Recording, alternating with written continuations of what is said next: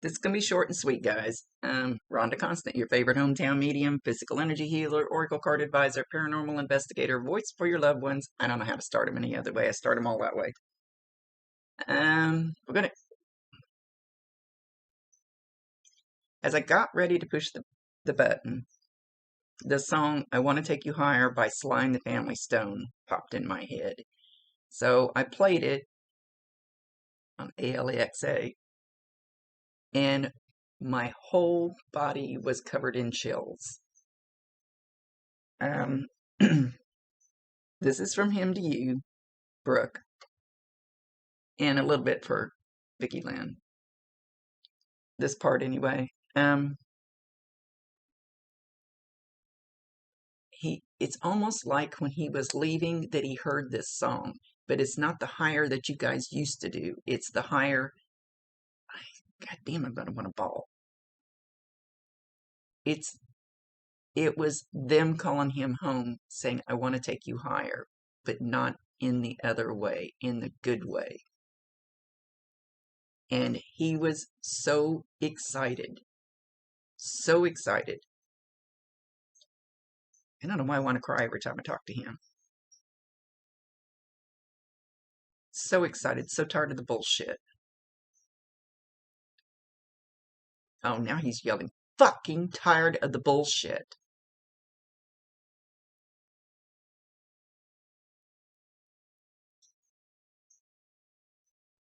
But we're going to go back to, sorry, my video thing got so messed up. It didn't even record part of the stuff I was saying. Anyway, he wants you to know that he heard every single word you said. Every single word. You thought he was out of it. He heard every single word. And there was something about a promise, like a pinky swear. He promises. He promises.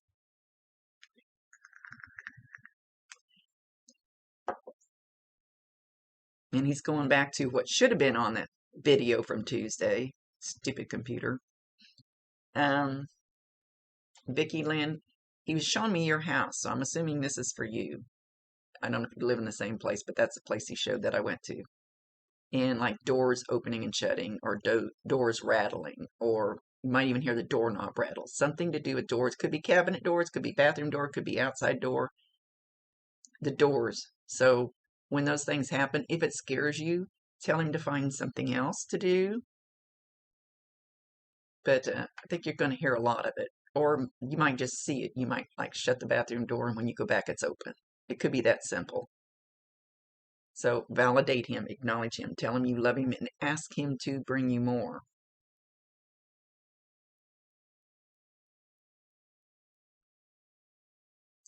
Brooke, he says you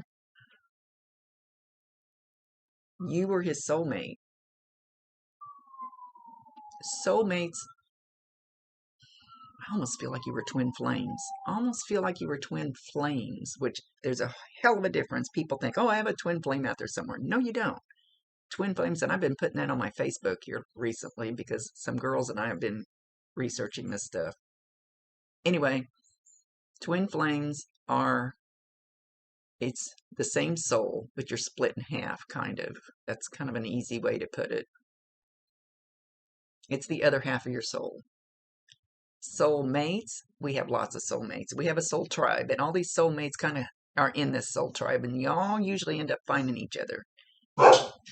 You can be soulmates with your mom. You can be soulmates with a brother, sister. You can be soulmates with a husband, wife. You can be soulmates with a best friend. You can be soulmates with somebody that you connect with clear across the country on the computer. Like, I was in Palucci's having breakfast one day, and this guy was sitting there. I'd never seen him before, never saw him again. And this so strong connection to this guy, and I thought, what the hell is wrong? He said he was a soulmate. I don't know why. He just popped in, never met him, never saw him. There are soulmates like that. I almost feel like you and Luke were twin flames. It's and I don't know if twin flames always incarnate together. They may never meet. I don't know if we're always here at the same time, but it's the other half of your soul. Don't hold me 100% to that, but it feels much stronger than a soulmate. And I don't have any cards to pull that would tell me if you were a twin flame. I'm trying to find some. Anyway, he wants you to know that.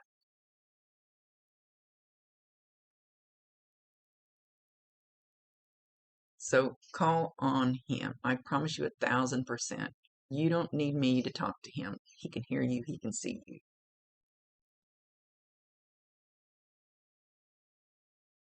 He said he felt like he was flying like Superman, and he flew right straight to Grandpa. I'm seeing Chuck. Right straight to him. And he ended up right beside him. And he's in good hands. Had somebody lost a baby? Somebody really close to you guys, or maybe you yourself, or maybe him. He's holding an infant. Or, wait a minute, who's holding the infant? He's holding an infant. He's got somebody's baby that left here. And I would say this baby died extremely young. He said, it's not time for you to go yet. It's not time for you to go yet.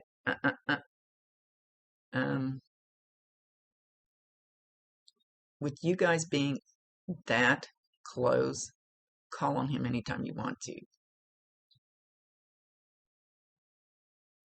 I don't want to say this.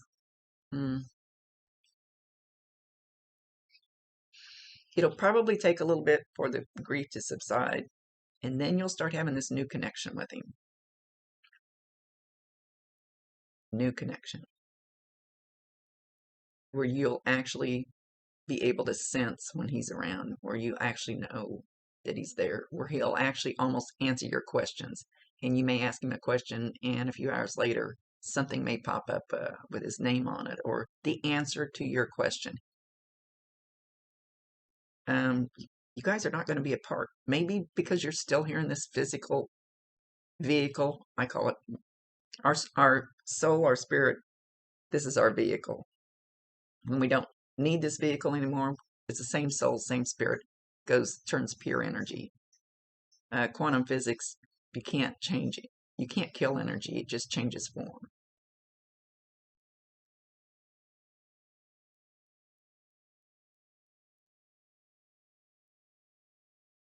Know that he loves you guys very, very deeply.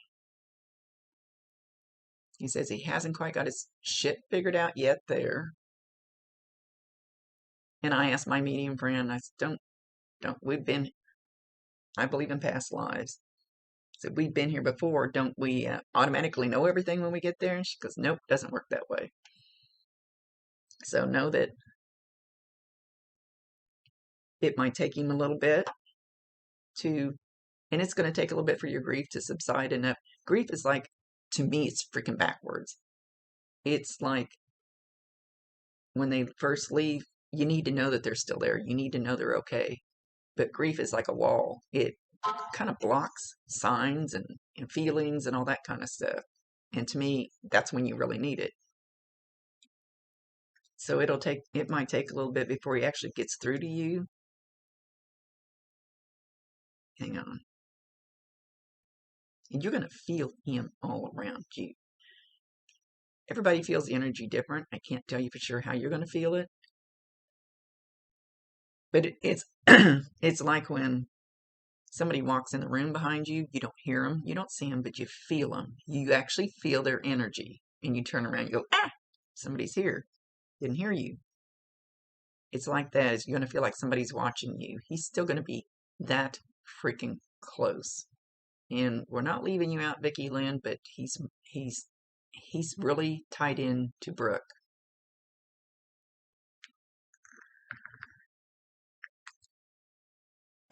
Vicki, he's thanking you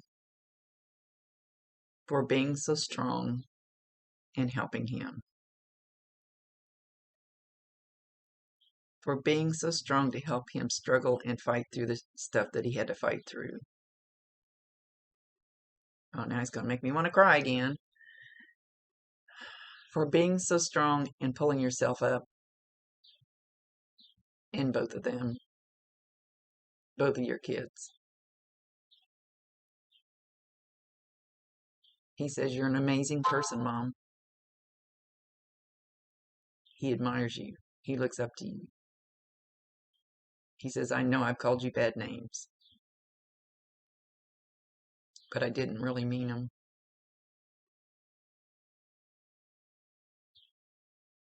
He said it was because he was fighting his demons inside, and his demons weren't just drugs.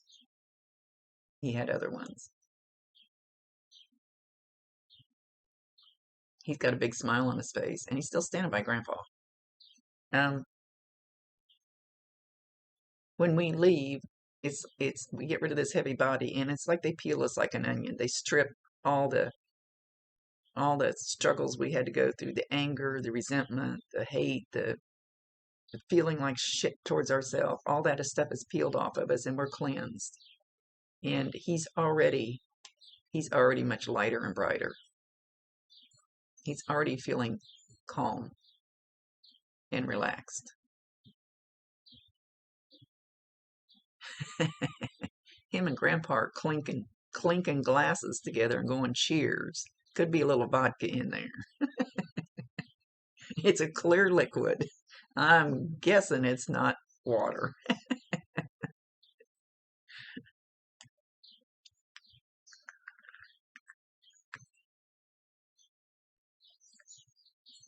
Chuck says he wants you guys to know I got this shit. Don't worry about this part of it. I got this shit. You worry about taking care of you and the babies. All of them. Because that's what we do as a family. And Chuck said it just that way. That's what we do as a family. In our family. That's what we do. Good or bad. We all stick together.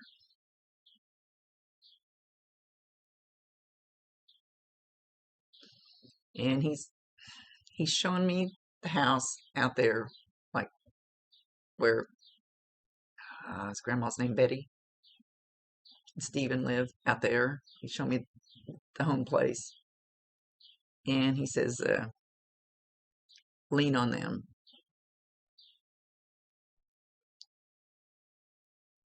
Lean on them.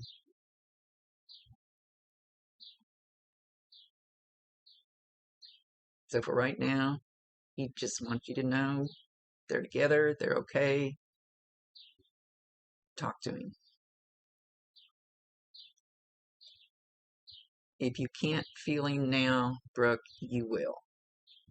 He's not slighting you, Vicky. It's just there's something stronger about this connection.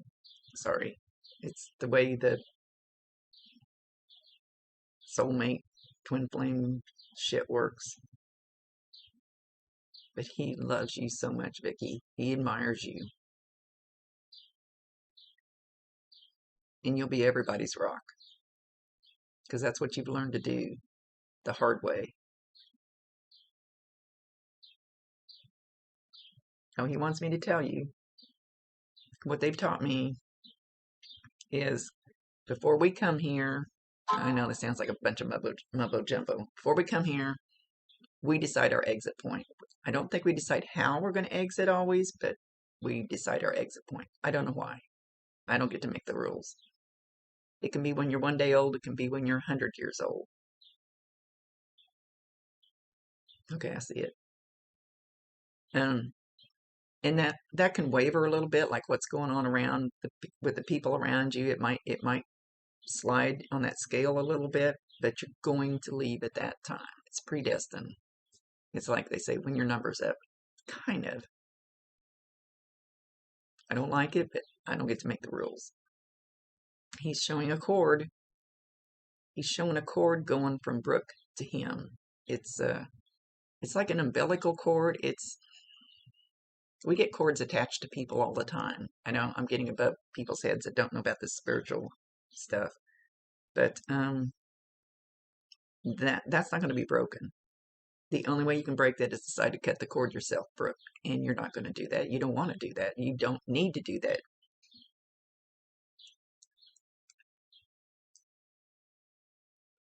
Vicky, you're going to smell him. You're going to smell him, and I don't know if it's his cologne or his hair product or what it is. It's not like BO. It's not that kind of smell. It's a smell you would associate with him. And you can be in the car, Walmart, doesn't matter, outside, doesn't matter, and you'll smell that. He's going to be there very strong this weekend. And I have been to funerals and I see them sitting by the casket, kicking their leg, all relaxed, like, hey, look at the party. I think Amy and I are coming Friday night. Know that I'm here to help you anytime. Do not pay me. I don't know. I just always felt some kind of connection with you guys. And tell my Corky hi. I love him. My one-eyed twin. If I don't get to see him, I miss him. Even though he's a knucklehead.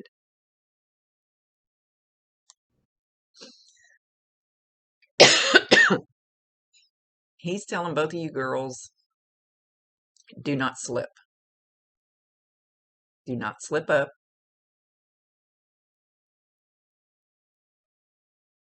Fight through it. Do not slip up now. It will cost you in the long run.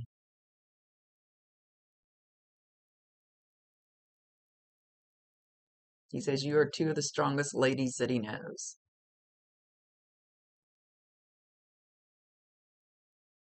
And now he's mentioning Cheryl. I don't know why.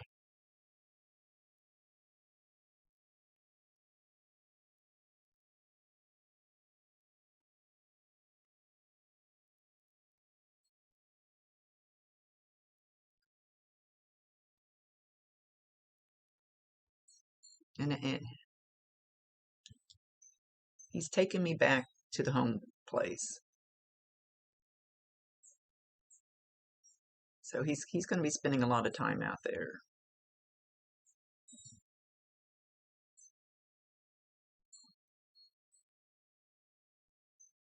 He's going to be spending a lot of time in the house with Betty. I hope I have the right name. Sorry if I don't. A lot of time. He's very relaxed. He's very calm. He's very, what's the word I want to use?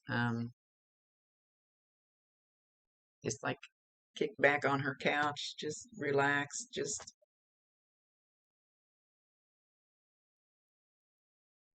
he says, I don't have to worry about that shit anymore.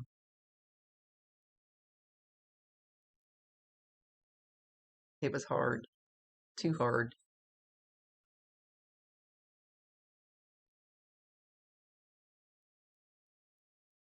So Brooke, if you were paying attention, and I saw your TikTok or whatever it was, as you were talking to him, even though you thought he was out of it, and I noticed the same thing with my friend when he was right before he passed, and I went to visit him in the hospital. When I would talk, we would sit there and talk about my friend right next to his bed, his breathing would change. Even though he's on a shit ton of morphine and stuff, and he passed the next morning. So if you think about it, times that you were saying things to him, you noticed his breathing would change. Because he wanted to respond to you, but he couldn't. He heard everything you said.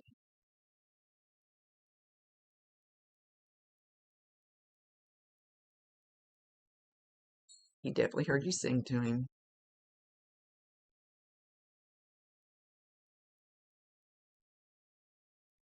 And he's glad that you had the balls to sit there with him. He's thanking you for that because it gave him even more peace. he would have been, he's showing me like his anxiety would have been like this if you left the room. Like, where's she at? Where's she at? It's kind of like when my grandson had his operation last fall. He'd wake up and I'd be out walking or something because I spent 5 days in the hospital with him. And he'd call, where you at? Where you at? Same thing. Where you at? But now he knows where to find you. And he will. And he already has. He's going to be very strong both Friday and Saturday. He says, I got this shit figured out. And so's Grandpa. They're not showing anybody else. And I know there's others, but right now it's just the two guys are the ones that stepping forward. Okay. Let me know if you have any questions. And let me know what kind of little experiences you have. Don't doubt them. Trust that it's real. I got an appointment. I got to start getting my shoes on while I'm talking. Just trust it. What have you got to, what is it going to hurt if you just trust it? If you hear something or see something or something comes on the radio and you go, is that a song from You to Me? As you're driving down the road, immediately look around. Is there a vehicle that looked like his sitting at a stop sign somewhere? Is there something on a bumper sticker or license plate, like a certain number, like his birth date, or something with his name on it, or a song on the radio that, or, sorry, not song on the radio, we're talking about song on the radio. Just trust those things. And the more you trust it, the more you're going to get. And if you need some help, just pop in, tell me about your experience, and I'll tell you. And we'll figure out how to make it better. Because you guys are definitely going to have some an awesome new relationship. It's still a relationship, just in a different way. Sorry, I got an appointment, and he's done anyway. Let me know, and I'll see you guys later. Love you guys more than you know. See ya.